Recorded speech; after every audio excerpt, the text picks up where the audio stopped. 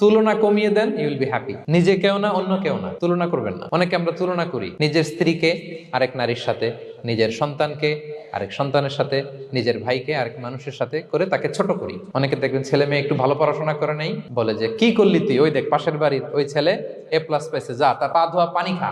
Common কথা, এটার একটা ভালো ব্র্যান্ডিং করা যেতে পারে, মানে A+ পাওয়া ছেলেদের পা ধোয়া পানি এরকম মিনারেল ওয়াটারের বোতলের মতো বিক্রি করলে ভালো ব্যবসা হবে, কি বলেন? এটা হচ্ছে আমাদের মুরব্বীরা, টিপিক্যাল মা বাবারা এটা বলেন, ভুল করেন, ওনারা বুঝেন না। কখনো কম্পেয়ার করবেন না, এটা করে আপনার ছেলের মনোবল আপনি আগেই ভেঙে দিচ্ছেন। আপনি দায়ী আপনার ছেলে কিছু না পারার কারণে। আপনি সাহস দেন নিজে, পাশে থাকেন নিজে।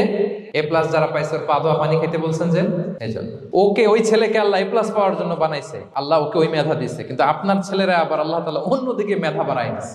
সে ওইটা পারবে, ওইটা ওই A+ ওয়ালা জীবনও পারবে না। আপনার ছেলে যেটা পারবে 10টা A+ হোল্ডার ওইটা পারবে না, কারণ প্রত্যেককে আল্লাহ আলাদা আলাদা ফিচার দিয়ে, কোয়ালিটি দিয়ে, ইউনিকনেস দিয়ে পয়দা করেছে। প্রত্যেককে আল্লাহ অনন্য করে বানিয়েছেন। আপনার তুলনা আপনি নিজেই, আপনার তুলনা হয় না, আপনি জানেন না আপনার মধ্যে যে পটেনশিয়াল, যে কারিশমা, এটা আপনি বের করে আনতে পারেন না। ওই যে ওগুলো বলছে পা ধোয়া পানি খা, লেখাপড়া করলি না, কিচ্ছু করলি না, কিন্তু আপনি দেখা যাবে অনেক বড় ব্যবসায়ী হবেন, আপনি অনেক বড় দানবীর হবেন, you'll B a great contributor two society. এরকম আছে না? এজন্য কম্পেয়ার করবেন না কারোর সাথে।